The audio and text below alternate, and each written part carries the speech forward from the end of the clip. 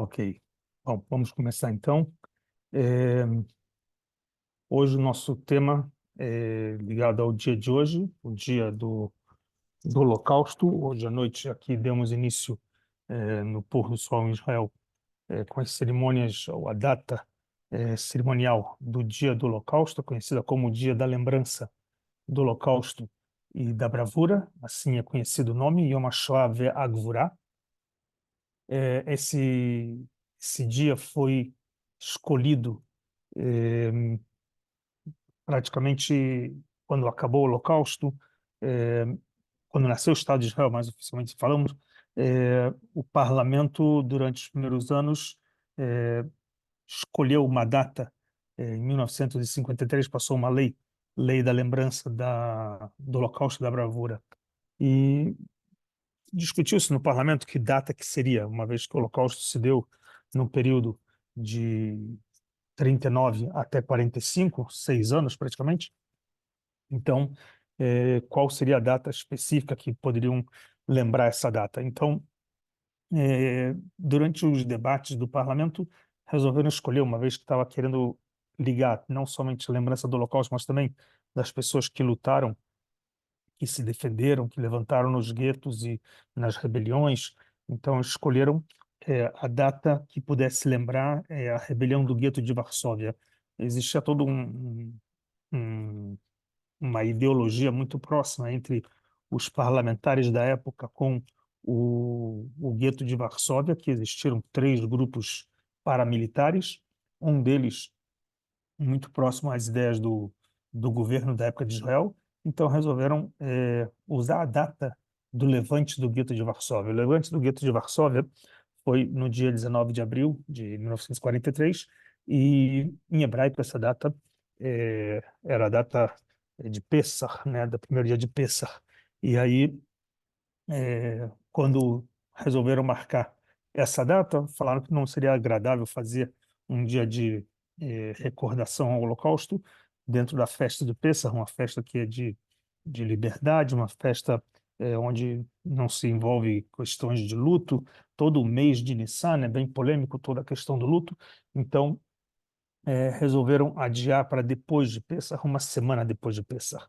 Então, no dia 27 do mês de Nissan, todos os anos, a gente demarcou essa data como parte do calendário cívico de Israel, onde tem todo um cerimonial que se dá abertura no Museu do Holocausto, dando o início do dia, e na amanhã pela manhã, na manhã do dia do Holocausto, se toca uma sirene por 2 minutos em todo o país, e as pessoas prestam uma homenagem com esses 2 minutos de silêncio, e dessa forma vão recordar durante todos essas 24 horas eh, os programas que existem de televisão, de rádio, vão estar, na maior parte deles, atuando com o tema do Holocausto, falando sobre as histórias das pessoas, documentários, histórias das guerras, filmes das guerras, entrevistas, ou seja, vai estar voltado, música, arte, tudo voltado para o tema do Holocausto. Eh, Durante a noite de hoje,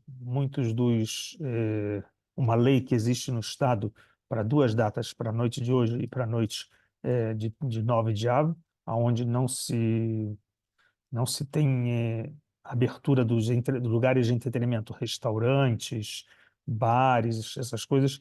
São duas noites que, por lei, eh, da partir das 7 da noite, fecha e não vai abrir hoje à noite. Ou seja, restaurantes de hotel sim, mas não restaurantes nem bares, nada disso, é fechado. É uma lei nacional onde se dedica nesse dia para reflexão, para um luto nacional praticamente.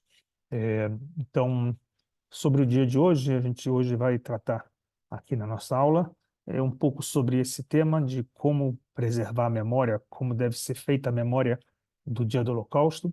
É, a princípio, é, não se tornou apenas um dia cívico para Israel, começou de forma cívica, mas se transformou numa data que é nacional, internacional ao povo judeu. a nação judaica adotou essa data do Estado de Israel. Então, em todas as comunidades judaicas do mundo inteiro, nessa noite vão acender 6 velas, vão ter cerimonial, vão fazer uma série de cerimônias e homenagens para lembrar o período do Holocausto. É, Isso se tornou uma data dentro do calendário judaico. Logicamente que a lembrança do Holocausto acabou sendo também adotada não só pelos judeus, como a vitória dos aliados, então também outras datas foram marcadas. A vitória dos americanos, então em janeiro também tem a data internacional do Dia do Holocausto, e assim outros povos, né, outros países adotaram também um dia de lembrança da sua vitória nessa Segunda Guerra Mundial. Então, nós judeus temos essa data específica. Curiosamente, temos uma data também religiosa que logo quando acabou o Holocausto, já no ano de 1946, se adotou também para lembrar o Holocausto, que é um dia de jejum que temos do calendário judaico, o dia 10 do mês de Tevet. Nesse dia, a gente também, podemos dizer assim, os judeus mais ortodoxos adotaram essa data, uma vez que não temos um dia específico para lembrar do Holocausto. Nessa data é uma data que lembramos de todas as tragédias que aconteceram ao povo judeu ao longo da história, com jejum, com um dia de orações. Então, esse dia 10 do mês de Tevet acabou se tornando o dia da lembrança do Holocausto. De forma que temos uma data que é religiosa e uma data cívica. A data cívica acabou prevalecendo a grande maioria do povo, inclusive pessoas religiosas, mesmo que não é um período que a gente costuma ficar de luto no mês de Nissan, ainda estamos dentro do mês de Nissan, mas de forma nacional nos comovemos, nos eh, juntamos a nação toda, religiosos e não religiosos, a preservar a memória.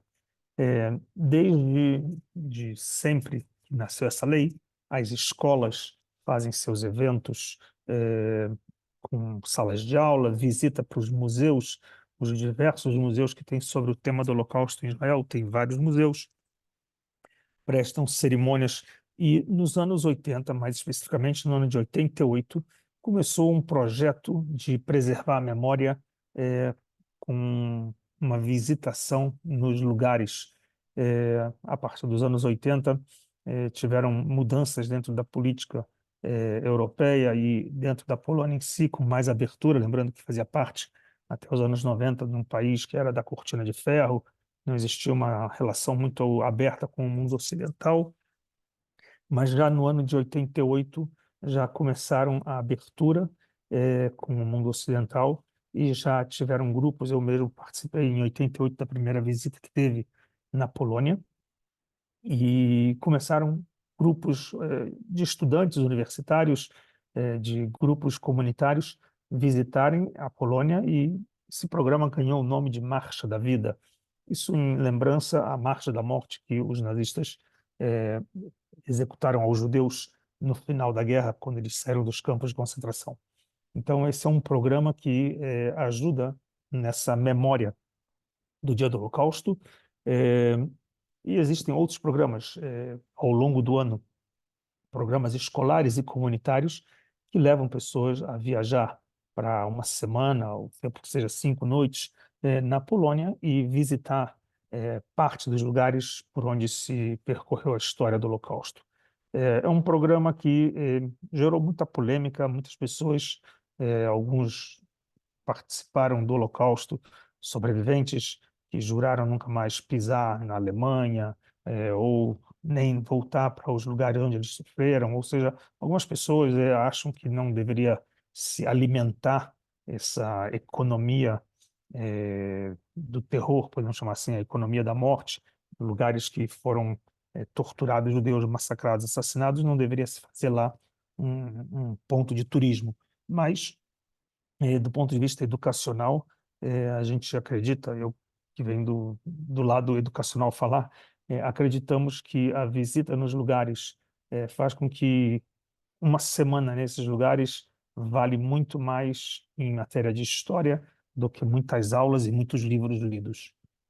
Ou seja, vivenciar os lugares, presenciar e poder também comprovar, porque muitas pessoas na década de 90, com revisionismo histórico, começaram a criar teses de que o Holocausto não aconteceu, ou não foi exatamente assim. Negacionismo histórico que a gente conhece que acontece ao longo do tempo, e agora vivemos essa realidade também, é, com, podemos dizer, fake news, mas já há mais de 30 anos atrás já se falava dessa mesma coisa, de que era uma coisa hollywoodiana, criada pelos judeus, não nada mais era do que a Segunda Guerra Mundial, ou seja, uma série de discursos negando a história. Então, a visita transformou numa forma de mostrar os documentos originais que existem, os lugares originais que existem, eh, as coisas que podem ser comprovadas. Assim, facilita com que as pessoas fortaleçam o seu reconhecimento da história e memorizar isso para as suas próximas gerações e poderem ser o elo de transmissão, uma vez que cada ano que passa, vão desaparecendo os sobreviventes, os anos vão se passando. Em 45 terminou a guerra. Quantos anos mais vamos ter os sobreviventes? Boa parte deles hoje na faixa dos mais de 90 anos, ou seja, não teremos muitos mais anos pela frente com sobreviventes podendo relatar suas histórias na primeira pessoa. Então, nós somos o elo que dá continuidade. Então, isso daqui é um programa que é de extrema importância. Sobre o Holocausto em si, é importante algumas questões a gente conhecer.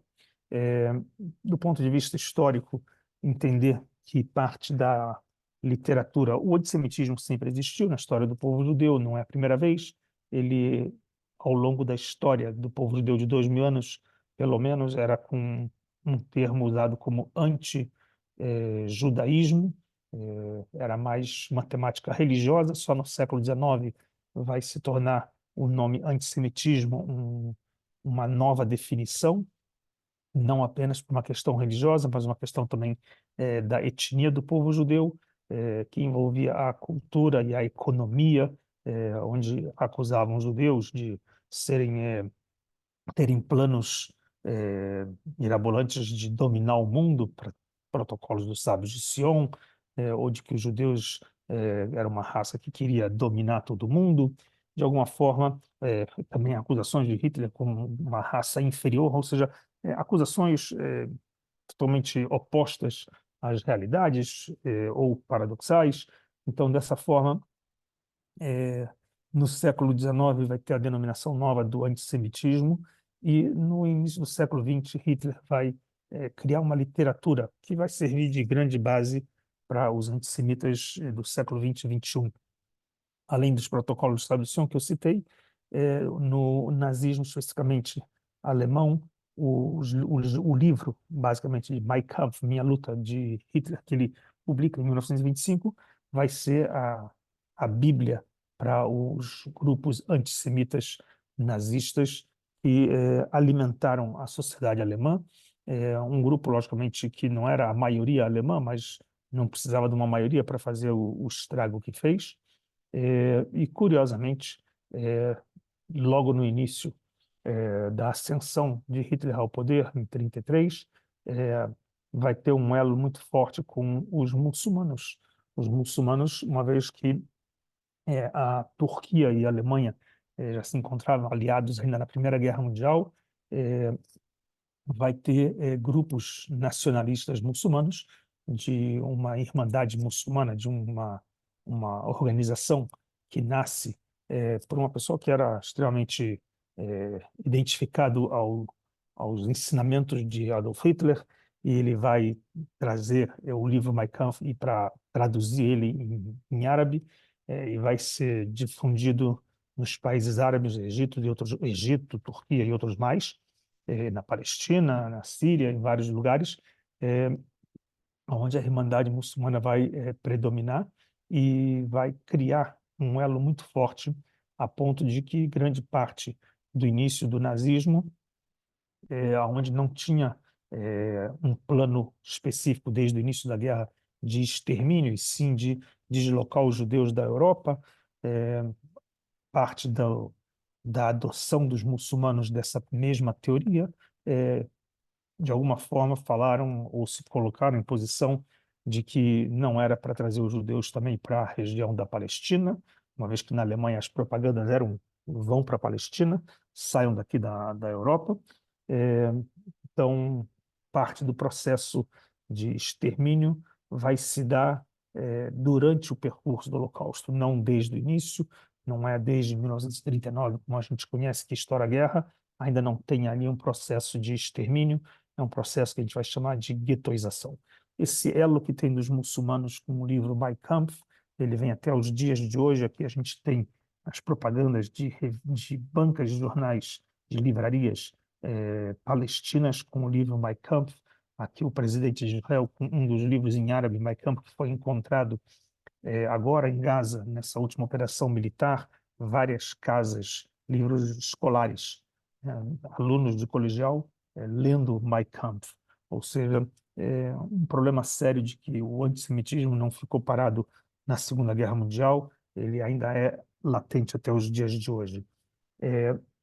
Esse elo que tem dos muçulmanos com o nazismo, a gente tem aqui um dos líderes, foi o Mufti de Jerusalém, foi soldado na Primeira Guerra Mundial do exército turco, eh, lutou na Primeira Guerra Mundial, foi um oficial, onde ele começou cedo, com 18 anos no exército, e já se tornou rapidamente oficial na Primeira Guerra Mundial.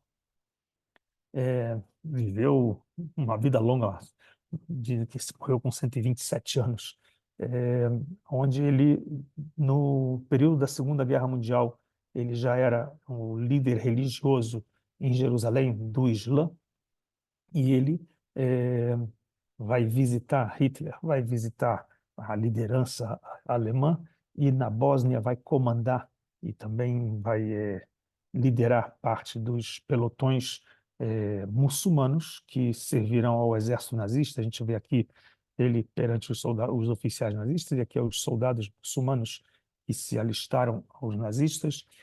Encontro com Hitler em 1941, onde só a partir de 1941 que a gente vai ter os primeiros casos de extermínio. Até então não existia um plano de extermínio.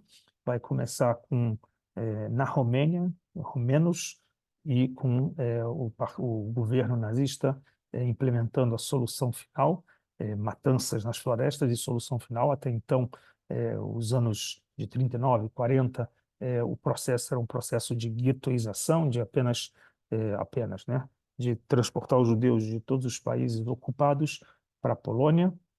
O intuito, muitos imaginavam talvez alguns planos de mandar os judeus para a Palestina ou para Madagascar ou para algum lugar. Existiam alguns planos de tirar os judeus da Europa, e só a partir desses encontros é que a Palestina sai dos planos, e alguns até usam o argumento de que foi já exemplo de outros massacres, como os muçulmanos fizeram com os cristãos na Armênia, e o mundo se calou. Os romenos mataram 300 mil judeus na região também da Romênia, e o mundo se calou. Então, alguns acreditam que isso serviu de fundo de pano para ser permissivo para que os nazistas pudessem adotar também um plano de extermínio.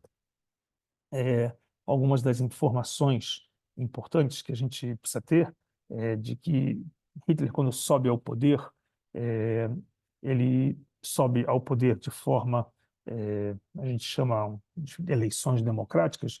Não era exatamente democracia o que existia, existia muita manipulação dentro do governo alemão nas eleições, de o sistema parlamentar, acordos entre partidos aliados para que tivesse a maioria e assumisse o poder. Ou seja, não era exatamente uma democracia, era um tipo de democracia mais na base de troca de favores, de corrupção, de manipulação, para que assumisse o governo. E quando inicia a sua política no Estado, uma vez que ele se torna o chanceler, e assume todo o controle de todos os poderes executivo, legislativo, é, começa incentivo dos judeus para saírem da Alemanha, saírem da Europa, mas em especial começa na Alemanha, e depois que a Alemanha anexa a Áustria, a Tchecoslováquia, faz um incentivo para os judeus saírem da Alemanha e da Europa, e muitos judeus acabam saindo da Alemanha em especial. Alguns vão para países vizinhos, França, Holanda, outros vão para fora da Europa. Eh, a atuação do governo nazista com leis que a gente conhece de Nuremberg são as leis que vão ser tratadas como as leis eh, da teoria da raça e do boicote aos judeus, ou seja, primeiro, os judeus como raça inferior, parte da teoria que Hitler vai promover na teoria da raça. Eh, os judeus não são da raça ariana, são das raças inferiores, significa que o direito deles de alimento é um direito de até 400 calorias, até menos que isso, 400 calorias por dia. Os boicotes aos judeus vão ser boicotes para tudo, comércio, rua, não se pode sentar no mesmo banco, nem nas mesmas calçadas, ou seja, boicotes totais, logicamente, nenhum tipo de negociação, não se compra de judeus, não se vende para judeus, não se aluga apartamento de judeus, não se aluga para judeus, ou seja, os boicotes separando a sociedade judaica da sociedade de um todo. É, a Alemanha faz um acordo com a União Soviética de ocupação na sua expansão territorial, que já ocupou a Tchecoslováquia, já ocupou a Áustria, vai também ocupar a Polônia e vão dividir a Polônia. Vai ter uma Polônia sobre a anexação soviética, uma parte da Polônia sobre a anexação alemã. Era chamado Acordo Ribbentrop-Molotov, os ministros do exterior, e em setembro de 39 a Alemanha invade a Polônia. Ao invadir a Polônia, implementa as leis do terror. Logicamente, os judeus vão passar a ficar debaixo do domínio alemão, onde vão precisar se identificar. Todos os judeus vão passar a ter a obrigação de usar uma estrela amarela, eh, vão ser levados para guetos dentro das cidades das colônias. Ao total, na Europa, foram mais de 1.500 guetos pequenos e grandes, e alguns guetos eram temporários até ser transportados para outros guetos maiores ou campos de trabalhos forçados. Isso se dá em 1939 e vai até praticamente 1941, onde muda a política, uma vez que a Alemanha já anexou vários países ocidentais, França, Bélgica, Holanda, Dinamarca, Noruega, e vai expandindo seu domínio, sua ocupação. eh, e em junho de 1941 vai existir ação, uma ação um pouco arrojada. Hitler vai se expandir também para o lado soviético, vai romper com eh, o acordo que existia com os soviéticos. Alguns vão acreditar que, na sua loucura, talvez a ideia era de alcançar os judeus que estavam no leste da Europa. Existiam muitos judeus na região da Ucrânia, da Lituânia, da Rússia em geral, eram mais de 3 milhões de judeus nessa região. Então, alguns acreditavam que a visão de Hitler era de expandir em direção a ocupar e pegar mais judeus prisioneiros dessa região. Outros, alguns acrescentam que não era somente esse o motivo, ou talvez não era o principal motivo, que o outro motivo forte era economia de guerra. Economia de guerra significa petróleo, trigo, regiões do que é hoje a Ucrânia e em direção ao Mar Cáspio, onde tinham as reservas petrolíferas e campos agrícolas. E numa guerra, a economia é muito importante.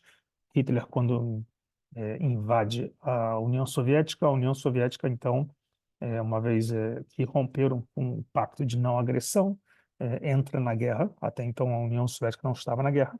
E vai ser pela primeira vez que teremos, para o exército alemão, um exército que vai lutar. Até então, a Alemanha, por onde ela passava, a França, a Bélgica, etc., a Holanda, não existiu resistência quase nenhuma e, e não era uma necessidade de grandes conquistas, de grandes batalhas.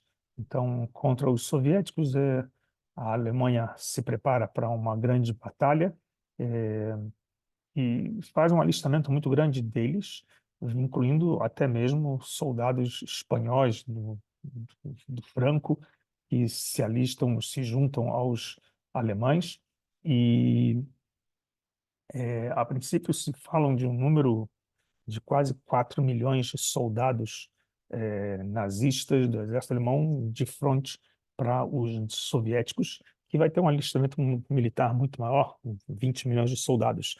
Mas praticamente na política da guerra eles avançam para dentro da União Soviética e vão massacrando e matando os judeus. Nos primeiros praticamente 6 meses começam os massacres, as matanças que são chamadas nas florestas,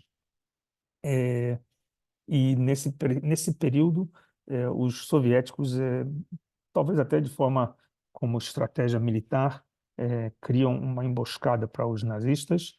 Muitos acreditam que seria como a perda de Napoleão no inverno. Não foi exatamente isso, porque tiveram pelo menos 2 ou 3 invernos que os nazistas lutaram contra os soviéticos. A grande arma dos soviéticos foi romper com a munição e a manutenção e o fornecimento de eh, gasolina, petróleo e comida para os soldados alemães. Uma vez que os soldados alemães entraram na União Soviética, praticamente quase 200 quilômetros para o interior, e eles então romperam com parte da comunicação, do que alimentava o exército. Um exército, já se falava isso desde épocas bíblicas, né? Mas um exército ele marcha de barriga cheia. Quando ele não está com barriga cheia, ele não marcha, ele não consegue avançar. Quanto tempo um soldado consegue ficar? Alguns especialistas militares falam que 3 dias um soldado consegue ficar lutando sem parar, sem beber, sem comer. Pela adrenalina, ele fica 3 dias. Depois disso, ele precisa parar, comer, beber, dormir. Tem que haver uma troca, tem que haver uma, uma recolocação de energia. Não funciona. Então, uma vez que o exército alemão invadiu a União Soviética, acabou entrando numa talvez armadilha, e ao longo do tempo foi ali que perdeu a sua guerra. Mas, enquanto ele estava nesse período de ocupação de 200 quilômetros, ele levou dali praticamente 1,5 milhão de judeus assassinados em florestas. eh, Só para nível de conhecimento, uma das famosas florestas chamada Baby Yar, em 2 dias apenas 30 mil judeus foram executados. eh, Era parte do início do projeto de matanças, mas ainda não era sistemático, ainda não era o que a gente conhece dos campos de concentração. Isso vai se dar apenas depois desse período, uma vez que a liderança nazista vai tentar encontrar soluções para os problemas que estavam tendo com seus próprios soldados, de reclamarem, literalmente reclamarem, de não conseguirem dormir, insônia, pesadelos por estarem fuzilando o tempo todo homens, mulheres e crianças. Então, o próprio exército vai desenvolver projetos de asfixiar judeus, criando as indústrias da morte, os campos de morte, os campos de extermínio, inicialmente Treblinka, Sobibor, Belzec, com produção em massa de gasificação, usando gás carbônico, depois de experimentos feitos com caminhões, com cano de escapamento para o interior. Dessa forma, os judeus iam morrendo asfixiados. Faziam o cálculo que era mais interessante, quanto mais barato seria usar a gasolina em vez de balas para atirar, e assim asfixiavam os judeus com gás carbônico nos 3 campos. Durante um período de 1 ano a 1 ano e meio, esses campos vão estar atuando de 42 a 43, de 1942 a 43, de um verão a outro verão. Esses campos vão estar atuando e Treblinka vai chegar a um número de quase 800 mil judeus que vão ser assassinados, Sobibor outros 200 mil, Belzec outros 500 mil. Juntos também vão aproximadamente chegar a 1,5 milhão de judeus assassinados em campos de concentração, campos de extermínio, não de concentração, melhor dizendo, campos de extermínio. Paralelo a isso, os judeus que se encontravam nos guetos começam a se rebelar e vão ter várias resistências em vários pequenos guetos, outros maiores também vão ter resistências. O gueto de Vilna vai se rebelar, o gueto de Varsóvia vai se rebelar, vai ser o famoso gueto por ser o maior dos guetos, que chegou a ter mais de 400 mil judeus nesse gueto, e ele manteve eh, uma resistência, podemos dizer, leve por uns 5 meses e uma resistência pesada por um mês e meio, eh, até bem mais resistente do que países como França, Bélgica, Holanda, que em poucos dias caíram na mão dos nazistas. A resistência mais dura durou um mês e meio antes do gueto de Varsóvia cair, e os judeus serem levados, então, para o campo de Auschwitz. Campo de Auschwitz, que era não apenas um campo, era um complexo que era com pelo menos três campos. A gente tem aqui a estrutura do que é Auschwitz II, conhecido como Birkenau, que era o Auschwitz, a parte de concentração e de extermínio. No Auschwitz I era prisioneiros específicos, podiam ser eh, bal- é, chamam galpões de experimentos médicos, de prisioneiros, de músicos, eram galpões do Auschwitz I, assim era chamado, é, e o Auschwitz II era a parte de concentração com extermínio, ou seja, tinham dormitórios, as cabanas onde os judeus saíam diariamente aqui e marchavam em direção a lugares de trabalho. Existia alguns outros lugares, como Auschwitz III, pouco conhecido, mas existiam outros lugares que os judeus saíam para trabalhar, eh, trabalhos forçados, e aqueles que não iam para os trabalhos forçados, quando chegavam dos trens, eles iam direto para a parte final aqui, onde ficava as câmeras de gás, aqui dá para ver, câmeras de gás, na parte final, na parte do fundo, aqui é a entrada de Auschwitz II, de Birkenau, e no fundo, tem as câmeras de gás e os crematórios, aonde aqueles que não iam para trabalhos forçados iam direto para a morte.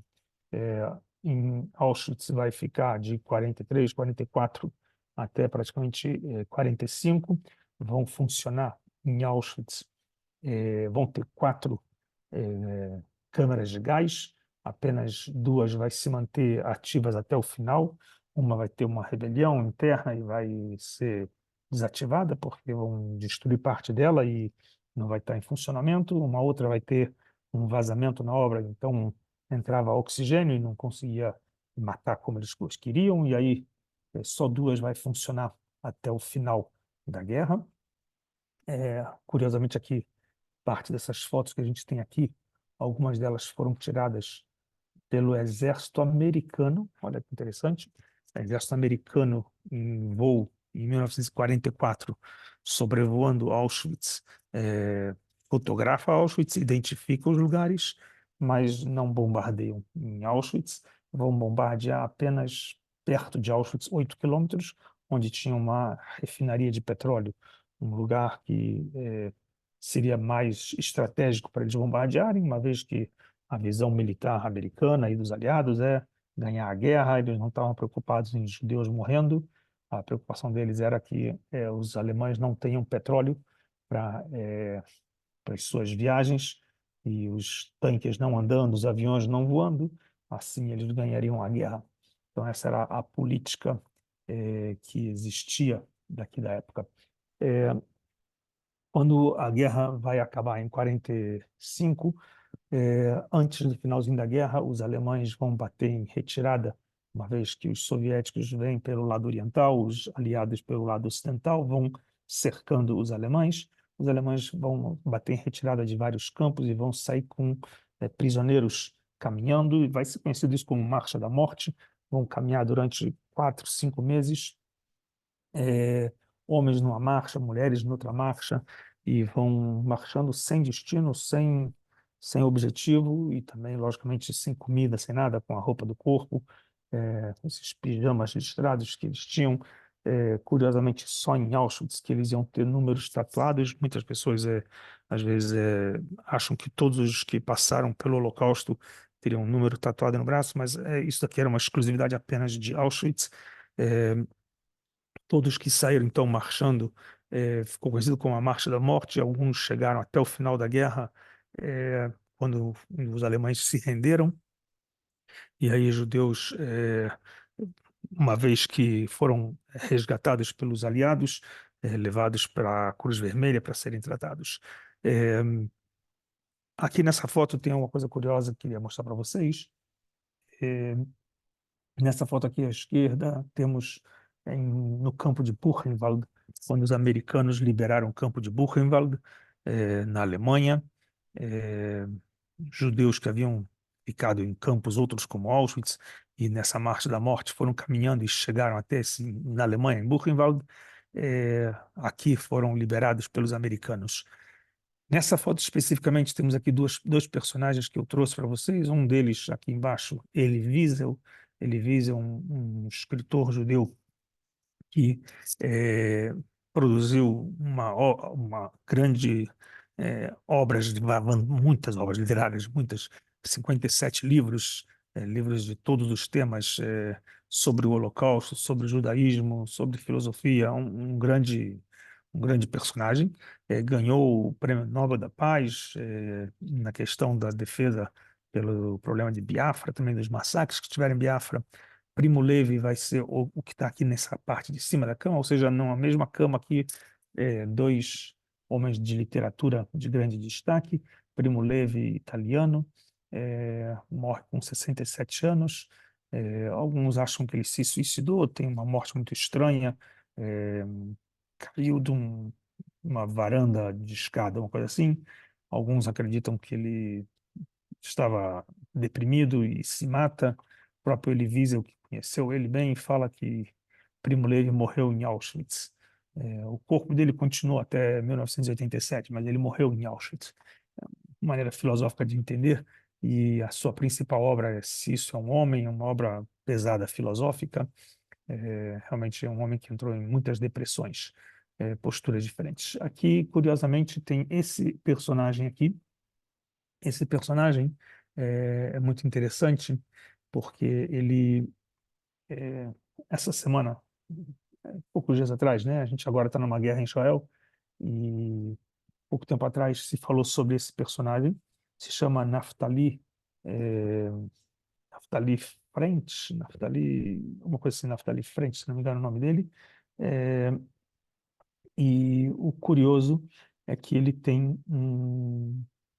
sobreviveu ao Holocausto também, e ele tem uma neta que vive, né, ou vivia, podemos dizer assim, do lado de Gaza, num desses kibbutzim que foi atacado, e passou o terror também no dia 7 de outubro,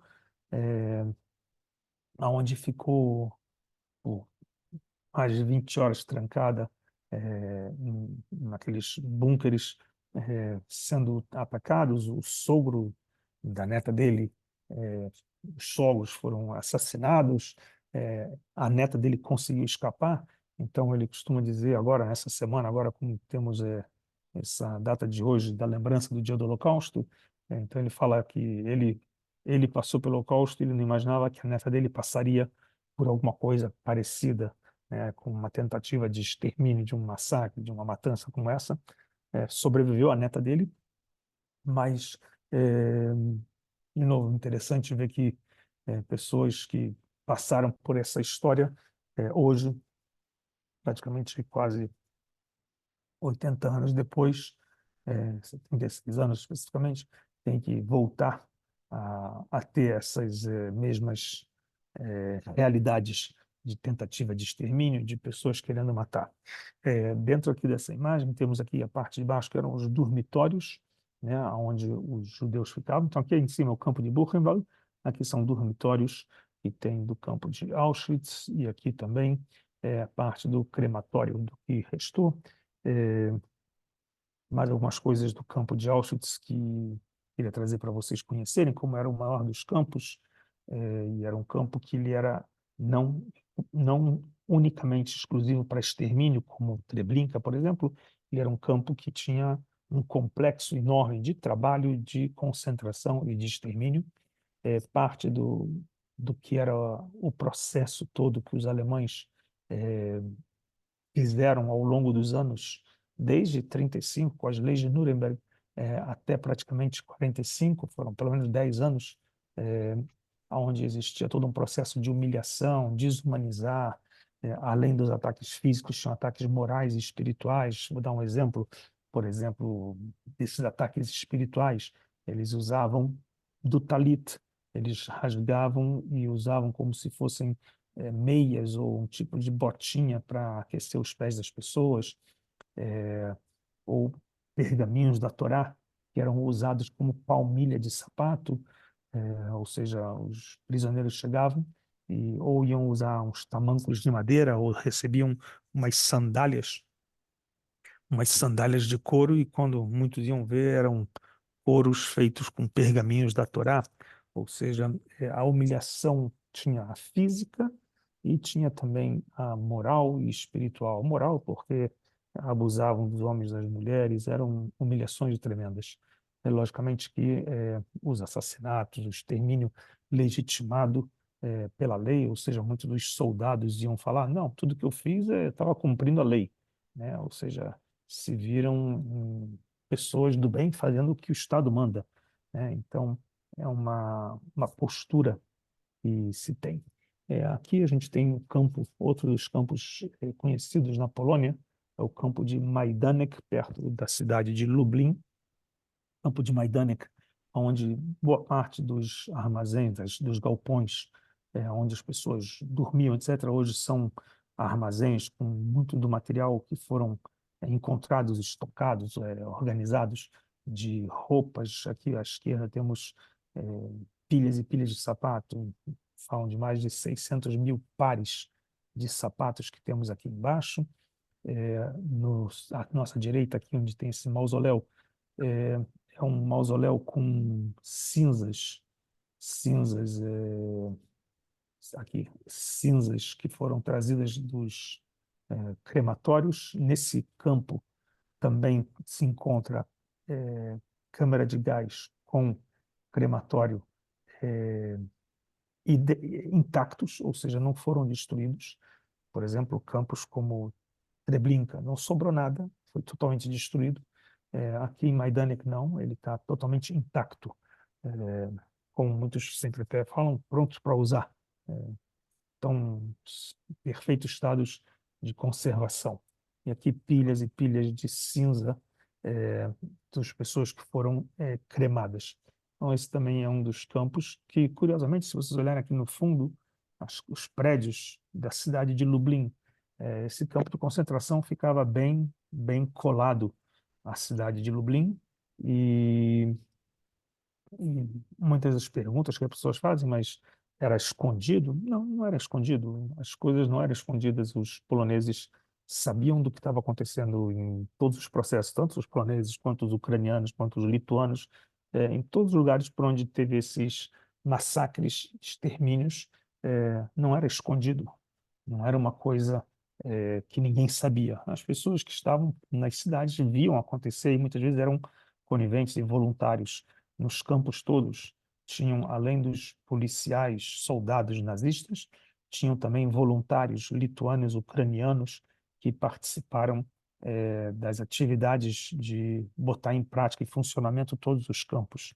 Ou seja, não era uma coisa afastada, no meio de uma floresta escondida de árvores, não. Eram todos bem próximos às cidades, Auschwitz perto de Cracóvia, Lublin, Majdanek do lado de Lublin, ou seja, praticamente todos tinham acessos onde as pessoas sabiam o que estava se acontecendo. É, uma curiosidade que nessas visitas que tem para a Polônia a gente pode ter para mostrar, aqui tem uma foto à esquerda do cemitério da Polônia, de Varsóvia. Uma das perguntas que muitas pessoas fazem, ok, acabou a guerra, o que aconteceu depois da guerra? Então, muitos judeus tentaram voltar para as suas casas, sobreviventes. Não tinham muitos na Polônia, de 3 milhões e 300 mil judeus que tinham na Polônia, sobrou 300 mil. Ou seja, 90% dos judeus da Polônia foram exterminados, sobrou apenas 10%. Esses 10% que tentaram voltar para as suas casas, muitas vezes chegaram nas casas e as casas estavam ocupadas por outras pessoas morando. E muitos deles falaram assim: o que que você está fazendo aqui? Os nazistas não te mataram, então mato eu. Ou seja, não tem para onde voltar. Tua propriedade aqui está tomada, está ocupada. E tiveram casos de rebeliões, e aqui à esquerda tem pessoas que morreram depois da guerra, que voltaram para a Polônia e foram mortos por poloneses. Grupos aqui de jovens que vieram refazer sua vida na Polônia, onde era a casa dos seus pais, e foram assassinados. Então temos aqui grupos, esses aqui eram grupos de jovens de movimento juvenil, do Bnei Akiva especificamente. É, mas é interessante mostrar, e aqui, como vocês podem ver, um umbral da casa sem a mezuzá, com o espaço da mezuzá.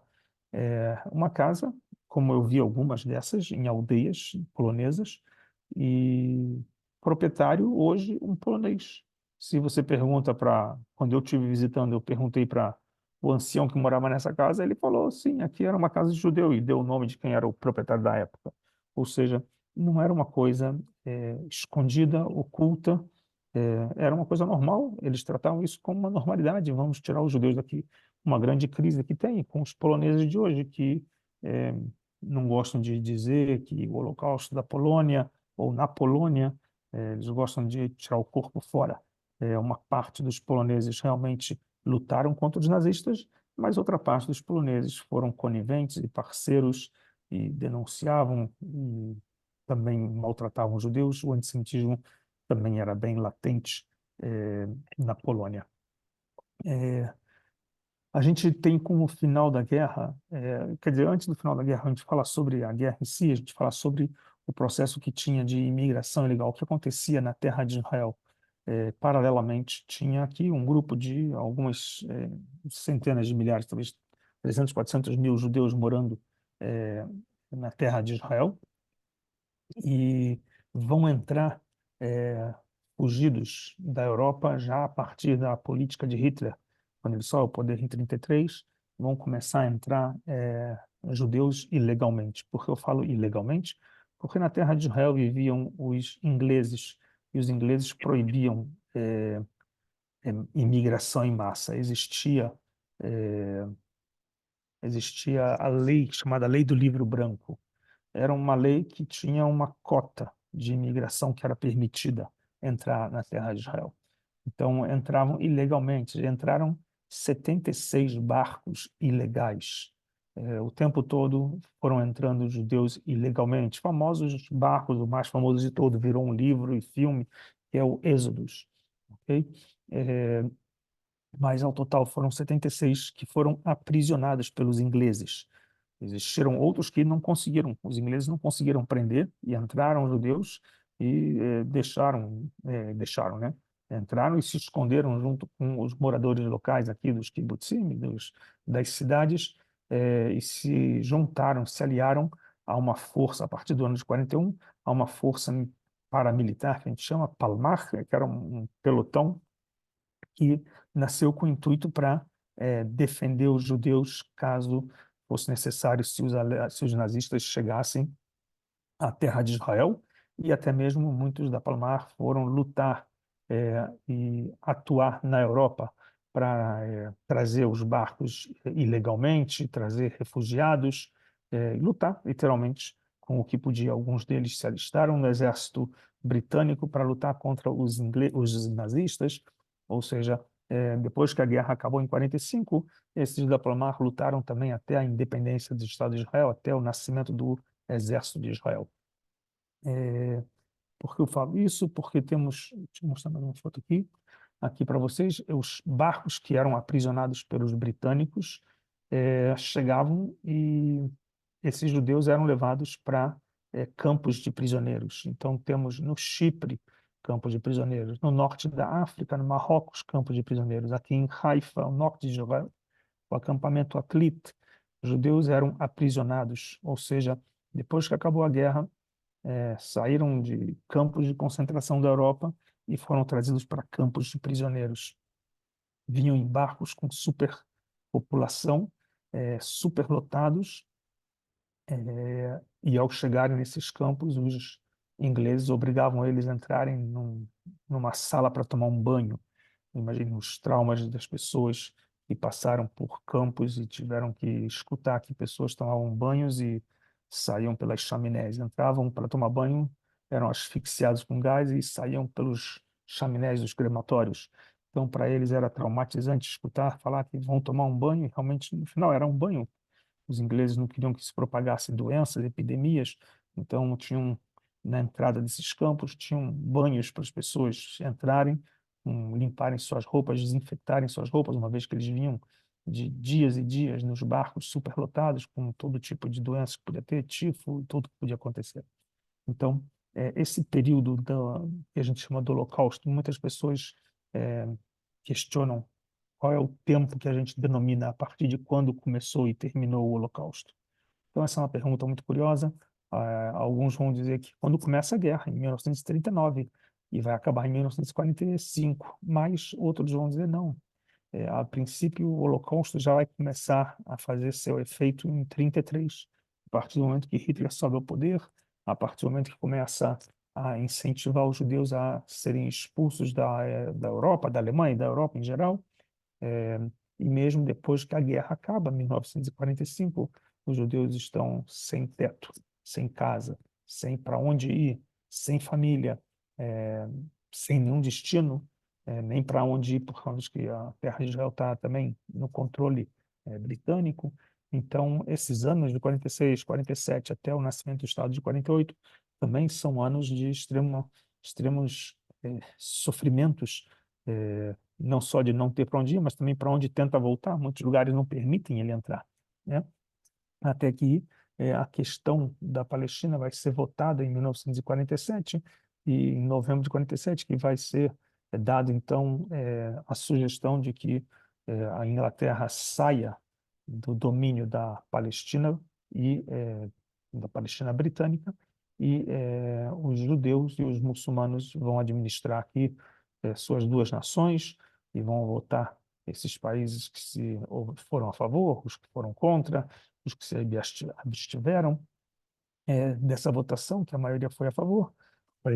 Quem presidiu a reunião justo foi um brasileiro, Oswaldo Aranha, eh, e aqui todos em Tel Aviv, dançando e cantando, ouvindo a, a votação, mas cabe dizer que quando acabou a votação, já começou parte dos conflitos em Israel entre os muçulmanos que atacaram os judeus, em especial as aldeias judaicas, uma vez que essa votação tinha uma, um delineamento de mapa eh, do que seria a terra para os muçulmanos e uma terra para os judeus. Nem usavam o nome Israel, muito menos o nome Palestina. Era um estado para judeus e um estado para muçulmanos. Isso aqui foi o motivo de os judeus se alegraram, uma vez que se permitiu os judeus criarem, legitimou, né, as Nações Unidas, legitimou de forma internacional, fora o que nós temos como o direito legítimo da Bíblia, mas o direito legítimo agora também das Nações Unidas, de ter um país soberano. Então, quando os ingleses saíram, no dia 15 de maio, então foi declarada a independência de Israel. Então, só aqui é que o período do Holocausto, ou dos afetados pelo Holocausto, terminariam, porque enquanto eles não têm a casa, eles ainda sofrem como o conceito do Holocausto, não apenas o conceito do Holocausto de estarem em campos de concentração, em guetos ou em florestas, mas também perderam seu elo com a sua casa, com a sua família, com a sua raiz, nômades pelas cidades da Europa.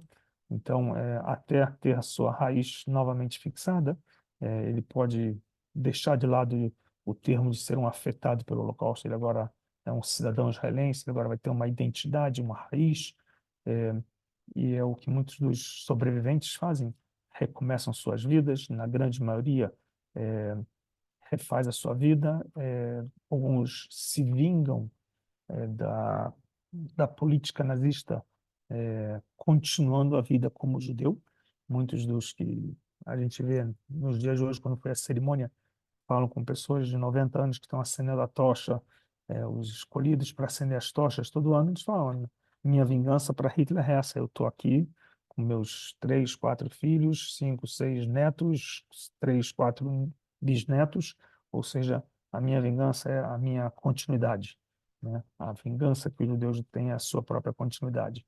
Então, isso é o que a gente tem.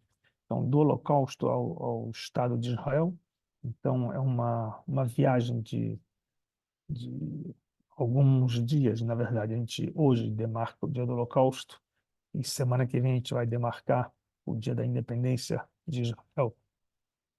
É apenas uma semana de diferença que a gente vai estar lembrando duas datas que marcam dois momentos.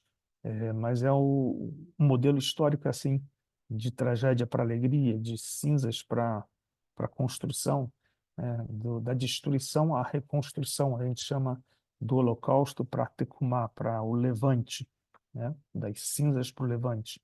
Então isso é a nossa história. Então a gente não pode deixar de falar e lembrar nesse dia de hoje, que é o dia da comunidade judaica lembrar, fazer o marco da lembrança do Holocausto da Bravura, procura se dedicar a estudar, conhecer, ler.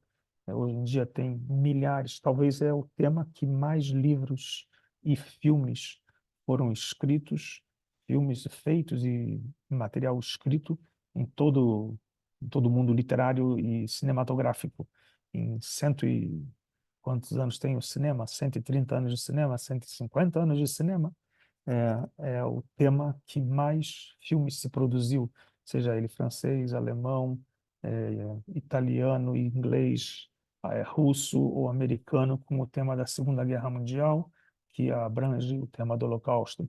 Livros, sem número de livros escritos, ainda mais depois dos projetos famosos do, do Spielberg, onde ele fez a famosa fundação chamada Shoah Foundation, uma ONG para gravar a história dos sobreviventes, ou seja, desde os anos 90, Spielberg, quando ele fez o filme A Lista de Schindler, ele produziu uma ONG que fosse entrevistar e, e os sobreviventes de qualquer parte do mundo, de qualquer país do mundo, que a sua história é verídica, foi comprovada, avaliada a história verídica, e uma avaliação psicológica que a pessoa tá com a cabeça no lugar, falando coisa com coisa,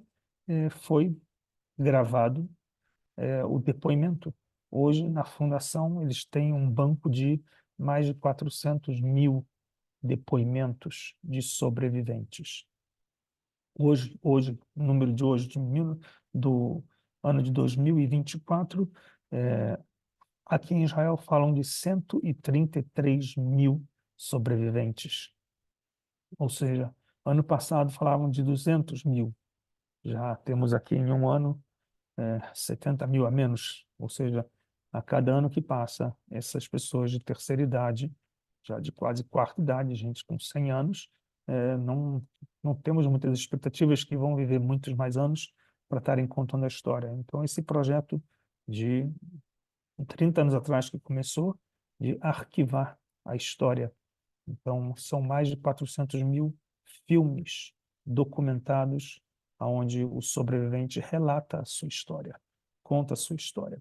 E as famílias deles acabaram muitos desses filmes transcrevendo depois em livro. Então, temos hoje milhares de livros com o tema Holocausto. Ou seja, é o tema que é fácil de quem quiser estudar, conhecer.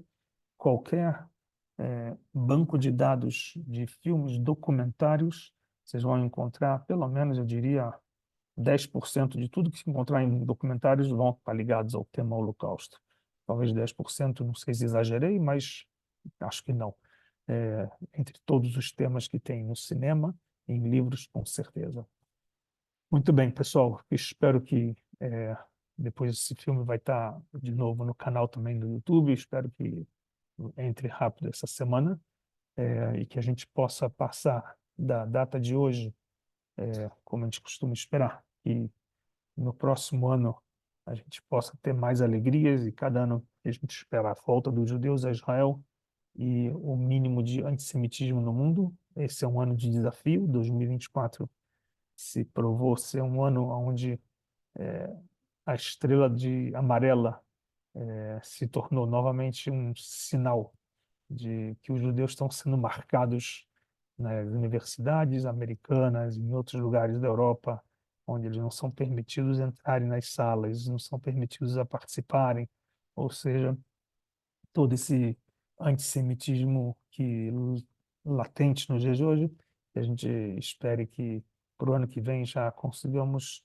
combater isso tudo de alguma forma. É, a principal forma é, primeiro de tudo, educando. Muitas pessoas são analfabetas, não conhecem a história, lamentavelmente. Podem ouvir qualquer depoimento dos americanos e ver que não sabem nem um terço do que eles estão lá gritando. Então, trabalhar de nos informarmos e tentar informar os outros também, para que a gente possa ter uma melhora de situação e o mais rápido possível chegar ao Mashiach e a gente poder voltar todos os judeus para Israel e ter aqui uma vida tranquila. Aí, uma vez tranquilo aqui também, né? Temos os nossos antissemitas de plantão aqui também, os islâmicos. Então, esse é o nosso passo de memória do dia de hoje. Temos 24 horas até amanhã, onde o tema todo, rádio e televisão, vai ser esse. Então, se vocês acompanham mídia israelense, Instagram, YouTubes, é isso que vocês vão ver, Facebook, esse é o principal tema que vai rodar. Qualquer pergunta, vocês podem mandar pelo WhatsApp, não tem nenhum problema. E na semana que vem a gente vai estar falando já do dias da independência de Israel, da festa de independência de Israel e do dia da lembrança dos soldados também. Ok? Uma boa noite para vocês, um bom domingo. Nos falamos na semana que vem. Um abraço para todos e boa semana.